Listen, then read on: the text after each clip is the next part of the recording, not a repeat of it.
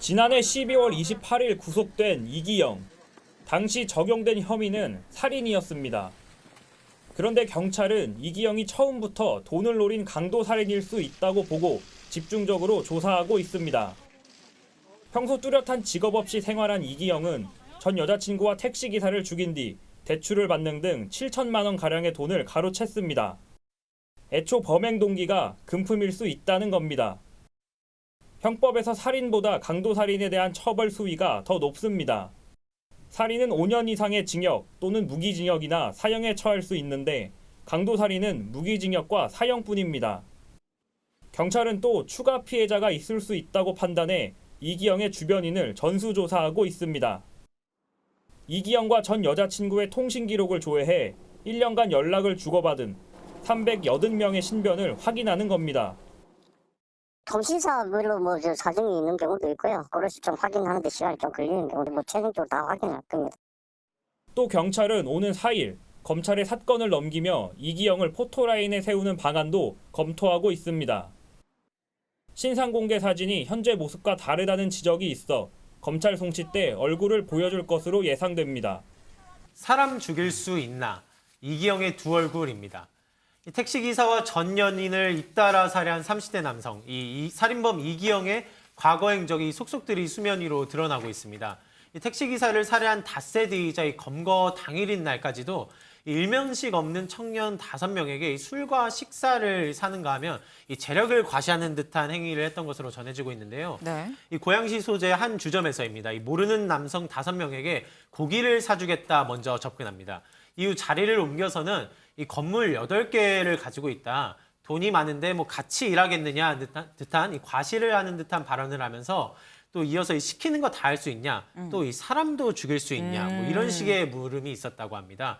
이 식사를 마친 뒤로는 이렇게 뭐 얘기를 나누다가 또 갑자기 술 기운이 올라서인지 다투는 과정까지도 있었다고 하거든요. 네. 저 5명과 이제 자리에서 다투는 과정이 있었는데 이 자리에서 서로 이제 얼굴을 때리는가 하면은 서로 이제 멱살을 잡는 과정 중에서 이 홧김이 오르자 끝까지 찾아가 죽이겠다. 또 이제 협박성 발언까지 내뱉던 것으로 전해지고 있습니다. 이 함께 자리에 있었던 저 남성들의 표현에 따르면은 네. 이 모든 말들이 당시에는 그냥 농담으로 느껴졌다. 농담이라 그냥 의뢰하는 생각을 말이겠지라는 식으로 느껴졌는데 이 아찔 했었다라는 듯한 상황을 전하기도 했는데요. 이 자리에서 나온 이 이기영의 발언과 관련해서는 이 어떻게 해석할 수 있는지 저희가 전문가 의견을 직접 물었습니다. 듣고 오시죠. 지금 술자석에서 나온 얘기라서 예. 일종의 허세에 해당하는데 그냥 단순한 허세라기보다 이제 어떻게 보면은 자백의 일부일 수도 있는 거고 그런 식으로 이제 그냥 그야말로 술 취해서 한 얘기로 들려요. 네, 지금 일단 이수정 교수의 얘기를 들어보면 전문가는 약간 허세도 있고 본인이 사람을 죽인 거에 대한 스트레스가 좀 나온 것 같기도 하고 뭐 이런 얘기를 지금 주셨는데 김준일 대표님. 예. 그런데 저 고기를 사주고 난 다음에 나와서도 일부러 또 막 시비를 걸었다고 하거든요.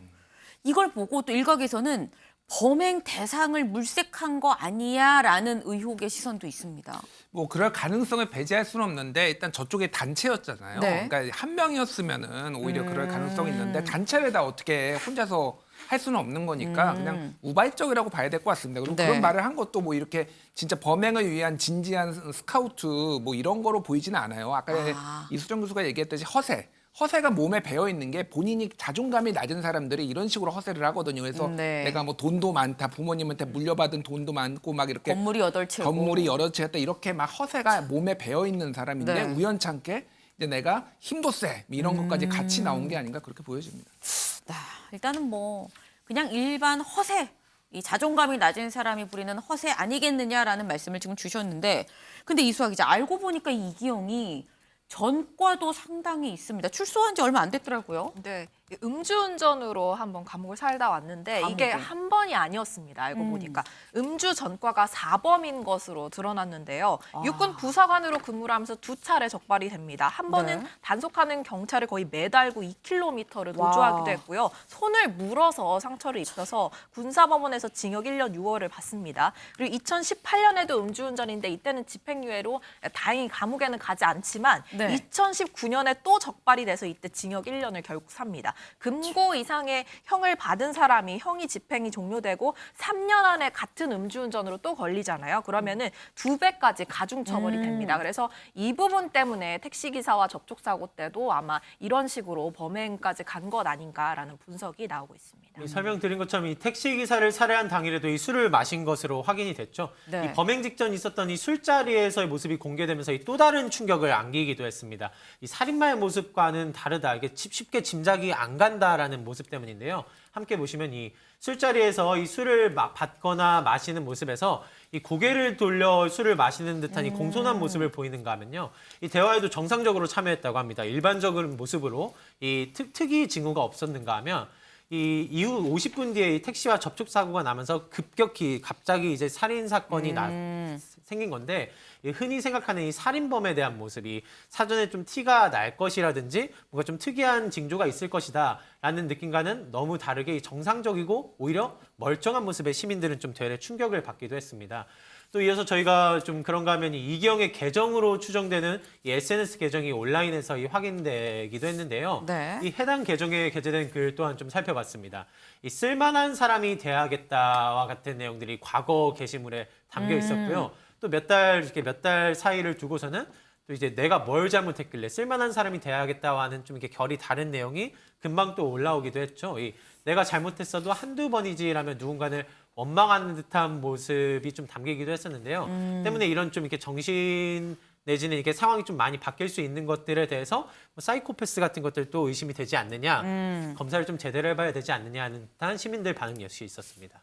아니 사이코패스 검사를 할 예정이다라고 저희도 전해드렸었는데 이수아 기자, 이 검사 결과 나왔어요? 아직은 안 나왔습니다. 그런데 지난 30일에 프로파일러와 면담은 진행이 됐다고 합니다. 본인이 거부하다가 결국 경찰에 설득돼서 동의를 했다고 하는데 네. 이게 한 번 한다고 되는 게 아니라 뭐 이 면담 그리고 과거 범죄 이력 그리고 유년기 경험 이런 걸 종합적으로 보고 판단을 해서 나중에야 저희가 결과를 들을 수 있을 것 같습니다. 흉악범 이기영 SNS 사진입니다. 뽀샵의 분노, 위험한 신상털이. 이게 무슨 소리입니까? 최근에 이기영 신상 공개돼서 사진이 공개됐어요? 신상 공개. 근데 이게 실효성 논란이 있답니다. 이게 진짜 실효성이 있습니까? 왜 그런가 하니까요. 이 공개된 사진이 실물과는 완전 딴판이랍니다. 그러니까 막 수십 년 전에 찍은 오래된 사진, 신분증에 부착한 사진 보면 많은 분들 그러시죠. 신분증 사진과 실제 보면 다른 사람인가라고 느끼는 경우가 있는데 이번에도 이런 거예요. 그러니까 공개된 사진과 실물이 딴판이다. 그러자 일부 네티즌들이 최근 사진을 찾아서 유포하는 경우가 있답니다. 근데 이건 또 다른 문제가 되잖아요. 그러면은 주변인까지 노출된 위법 소지가 있다. 그러니까 차라리 영국이나 미국, 그러니까 서구 국가들은 이른바 머그샷을 찍죠. 그러니까 피의자가 되거나 뭐 구속되거나 그렇게 되면은 체포됐을 경우에는 뭔가 뒤에 이렇게 표시가 된 걸 이렇게 서서 앞에도 찍고 옆에도 찍고 하는 사진 있잖아요. 그 머그샷이라고 그러는데 가장 최신 사진인 거죠. 차라리 우리도 그걸 찍어서 공개하면 어떠냐는 거죠. 이 얘기가 나오고 있습니다. 김민정 대변인, 이거 어떻게 판단하십니까? 이거 어떻게 해야 됩니까? 우리도 좀 도입해야 되는 건가요, 이거를?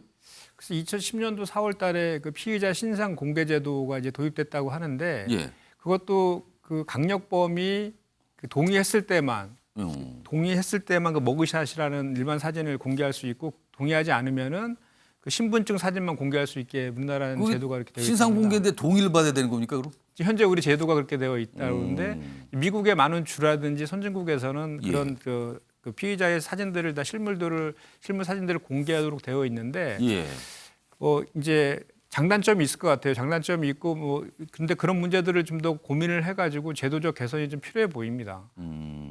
사실 저렇게 그 피의자의 사진을 공개하는 이유들이 있는 거 아닙니까? 공익적인 그러니까 알리기 위한 거예요. 있는데. 이 사람이 이렇게 생겼고 누군지를 세상에 알리는 건데 옛날 30년 전, 한 20년 전 사진 갖다 놓고 보면 이게 알리는 게 아닌데요, 그러면은. 이제 개인 정보가 과도하게 누출하는 그런 거에 법익의 형평성 이런 문제들 때문에 그런 것 같은데 워낙 지금 흉악범에 대한 그런 사회적인 분노나 이런 것들이 높고 또 저런 요구들이 국민들이 좀 많이 올라온 상황이기 때문에 선진국의 사례나 이런 걸 봐서 그 법과 제도의 개선이 필요하다 이렇게 생각합니다.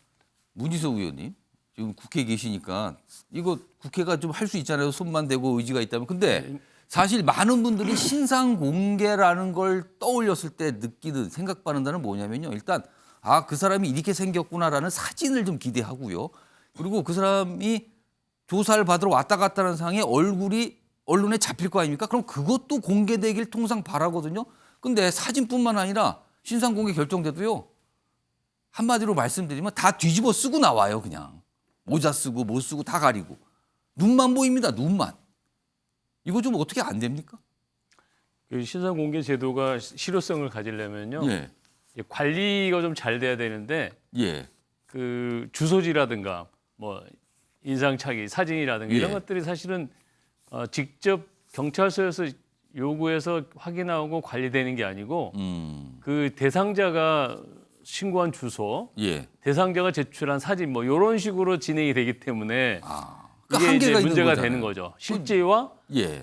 좀 다를 수 있잖아요. 예. 그래서 실제로 뭐 주소지 같은 경우도 가보면 산속에 있다든가 그래서 뭐 돼지를 키우는 엉뚱한 장소였다든가 곳이네요, 농장이었다든가 그러면은. 뭐 예. 이런 것들이 사실은 현실이에요. 그래서 이 국정감사에서도 제가 이제 지적을 했습니다마는 예. 그런 문제들 지적했습니다마는 경찰은 인력이 부족하기 때문에 어쩔 수 없다 이런 취지로 답변을 해요. 그래서 예.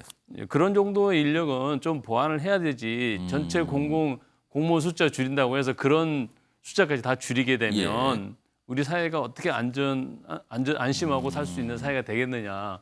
특히 뭐 아내자 부녀자들이라든가 그 여성이라든가 이 약자들은 굉장히 불안하지 않습니까? 그런 것들이. 그래서 그런 불안을 치유하는 데 있어서 사회적 비용을 좀 아끼지 않아야 된다. 저는 그렇게 생각을 하고 그 부분에 대해서 이제 국회에서도 꾸준히 아마 이렇게 알겠습니다. 또 제도를 보완하고 해야 될 것 같습니다. 예, 양금 의원님.